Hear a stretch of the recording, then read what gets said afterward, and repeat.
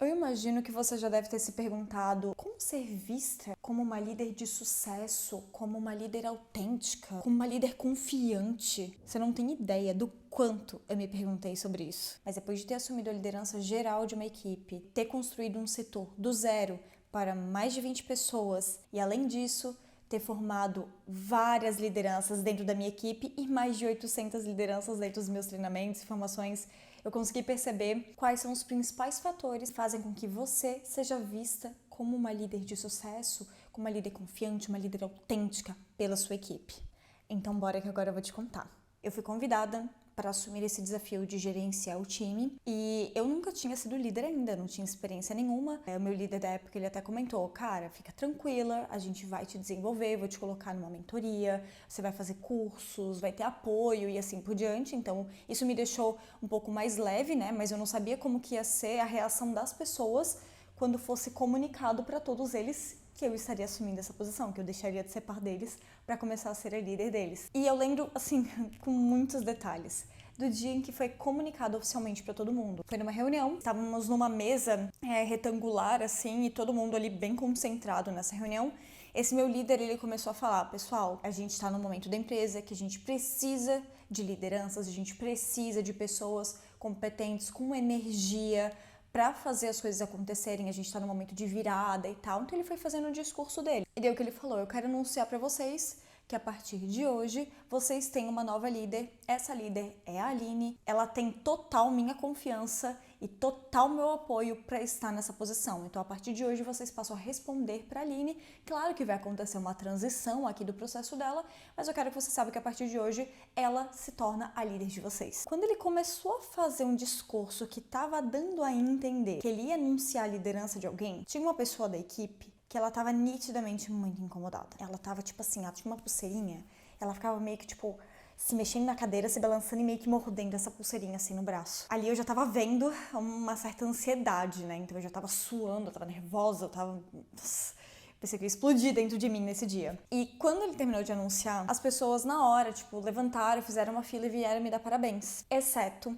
essa pessoa. Importante falar que todas aquelas pessoas ali, elas eram meus pares. Eu nunca tinha sido líder delas, né? Afinal, nunca tinha sido líder na minha vida, mas elas eram meus pares, né? Colegas horizontais ali. E aí elas vieram, me abraçaram e tal. E quando terminou a reunião oficialmente, essa pessoa especificamente, ela levantou e saiu da sala. Ela foi almoçar e tal, mas ela saiu, não chamou ninguém pra almoçar com ela simplesmente saiu meio que batendo a porta. Ali de cara eu percebi que não era porque tinham dado, né, tinham comunicado o meu novo cargo para o time, que eu era líder daquelas pessoas. Aí é que começava o desafio. Teve um ponto muito positivo que o meu líder fez, que foi transferir a autoridade para mim. Viu aquelas palavrinhas-chave que eu disse? Eu tenho total confiança na Aline. A partir de hoje, vocês respondem a ela.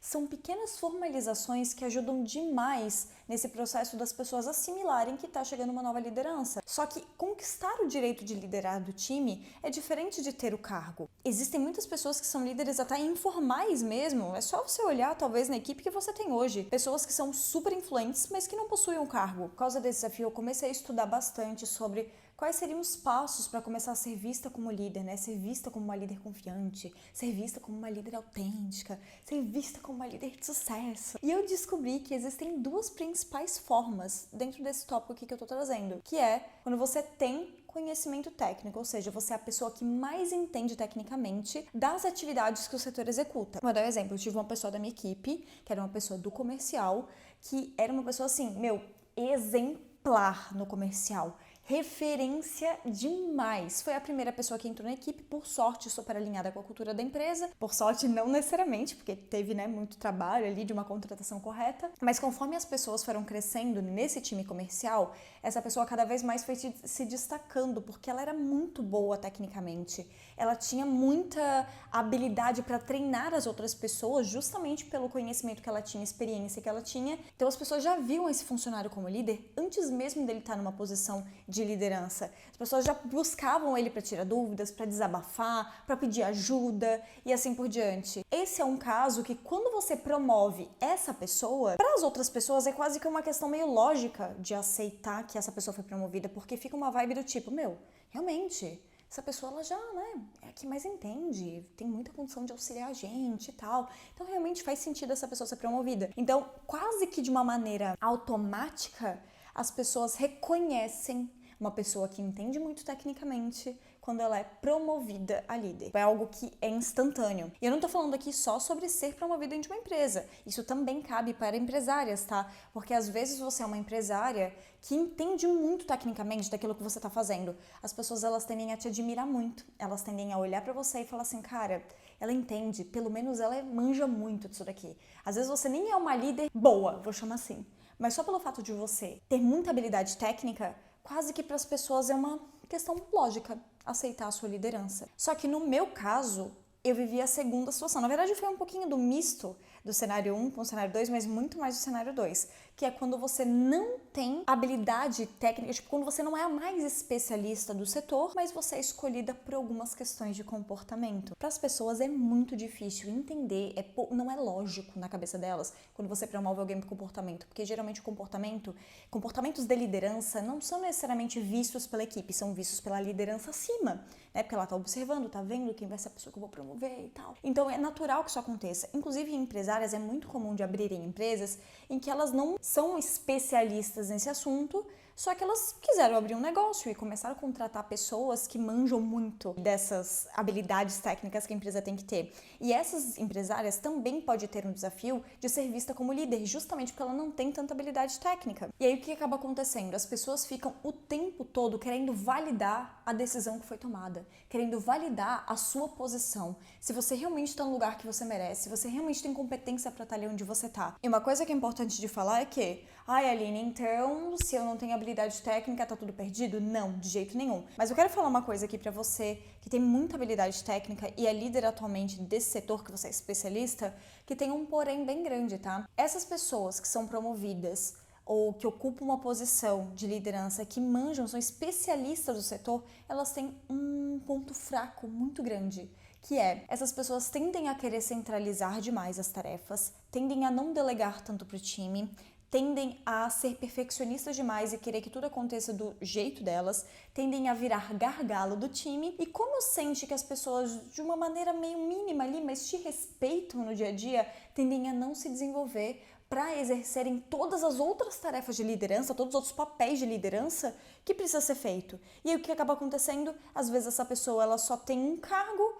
mas ela continua quase que fazendo coisas parecidas que o time, ela acaba não fazendo tarefas de gestão, acaba não liderando realmente esse time, e as pessoas começam a sair, ou começam a taguear essa liderança como, não, porque meu líder é perdido, minha líder é perdida, não faz nada dessas tarefas de liderança que você fala, Aline. Justamente porque provavelmente essa pessoa estava com excesso de confiança pelo fato de ter conhecimento técnico. Então esse é um problema de lideranças que manjam muito tecnicamente, mas que acabam estagnando no ponto de vista de se desenvolver enquanto líder. Já as pessoas que possuem algumas habilidades ou alguns comportamentos mais de liderança, essas pessoas, elas vão enfrentar um desafio muito grande de ser vistas como líder, mas depois que elas romperem essa barreira, sério, você vai ter um time incrível e trabalhando com você, te respeitando demais. E agora eu quero te contar o que eu fiz para ir conquistando o direito de liderar dessas pessoas em que eu não entendia tanto tecnicamente. Até só um parênteses aqui, por que eu falei que eu estava nas duas situações? Porque como eu trabalhava no marketing,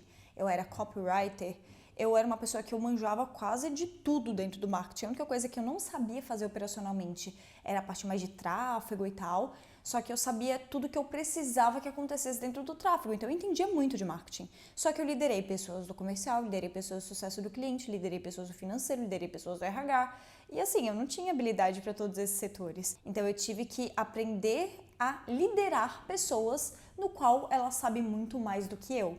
E agora eu quero te contar o que eu fiz para ir conquistando esse direito de liderar dessas pessoas. Inclusive, você ficando até o final do vídeo, tem um plot, tá? Tem um plot twist da história que eu contei no início. Primeira coisa que eu fiz foi ter uma conversa com todos, trazendo muito, com muita humildade mesmo, o quanto aquele momento que eu estava vivendo era um momento assim, que eu estava disposta a fazer o que tinha que ser feito para que as coisas funcionassem, para que cada uma das pessoas, elas fossem enaltecidas.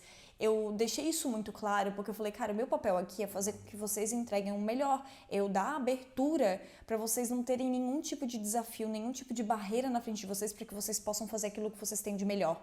Então eu fiz esse discurso para eles entenderem que, cara, eu tava ali com eles, sabe, de alguma maneira.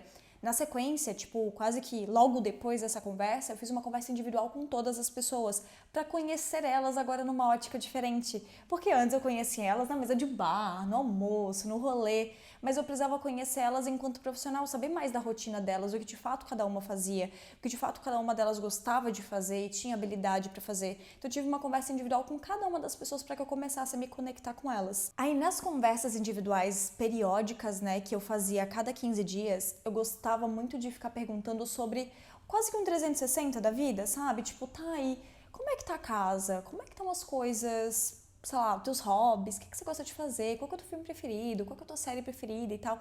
Gostava de conhecer a pessoa até pra poder encontrar pontos em comum comigo e mostrar pra ela que eu também tava ali, sabe? Que eu também era um ser humaninho, que eu também gostava das mesmas coisas e tal. E às vezes, quando era muito discrepante, a gente dava muita risada com isso, porque era tipo, como assim você tem esse hobby? Como assim você gosta de tal tipo de filme? Pra mim não faz sentido nenhum. Então a gente dava risada até com esse tipo de coisa e vai criando cada vez mais conexão com a equipe. Uma das coisas que eu abusei muito era unir os objetivos de carreira que aquelas pessoas estavam me trazendo nessas reuniões individuais, falando sobre, enfim, a rotina delas, o que elas acreditavam que podia ser melhorado na área e tal. Eu comecei a dar desafios para essas pessoas completamente conectados com esses pontos que elas me traziam, que elas acreditam que era importante de ser feito, que elas acreditam que a empresa precisava ter de melhoria e tal. Então eu fui delegando esses desafios para essas pessoas fazerem isso. E aconteceu uma coisa muito interessante. Teve um dia que um desses funcionários da minha equipe, ele montou um dos planos que a gente combinou, cara, estruturou lá todos os processos bem bonitinho, tipo um macro processo do setor, sabe? Ele deixou tudo bonitinho, arrumadinho, desenhadinho, sabe? Tava assim, ó, maravilhoso.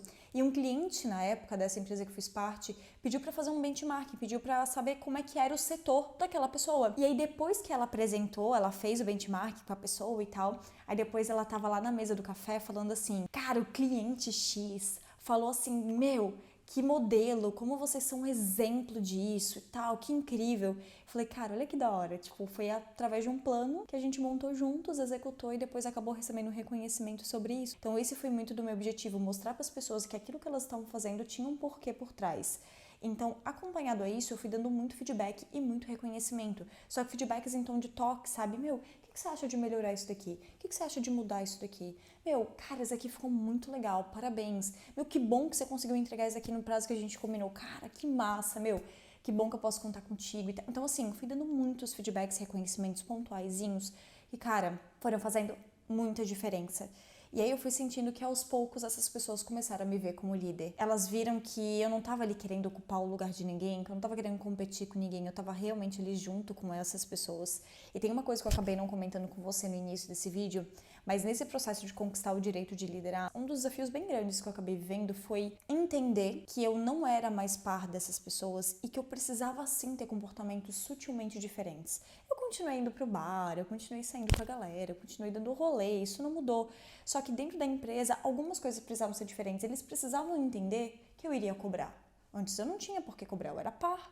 Agora eu ia cobrar, agora eu ia dar feedback. E eles precisavam entender isso. Então, quando eu percebi, eu fiquei por um tempo meio tentando agir igual. Só que quando eu percebi que não ia funcionar, eu tive uma conversa com eles e falei, galera, olha só, eu só quero fazer esse alinhamento com vocês. Sim, eu vou ter que cobrar. Sim, eu vou ter que fazer feedback.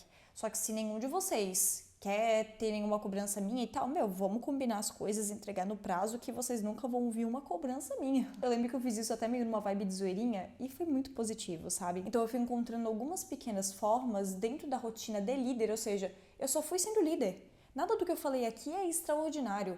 Eu só fui líder, eu só executei tarefas de liderança e eu consegui ir conquistando o direito de liderar das pessoas da minha equipe. Inclusive, comenta aqui nos comentários se você já passou por uma situação parecida. Como é que foi quando você foi promovida? Como é que foi quando você abriu sua empresa e começou a contratar gente? Me conta, eu quero muito saber se o seu time já imediatamente te viu como líder ou se você teve alguns problemas assim como eu tive. E já que eu te contei, um dos primeiros desafios que eu me deparei quando eu assumi meu primeiro cargo de liderança, e eu acabei nem mencionando os N desafios que a gente acaba vivendo por ser uma líder mulher.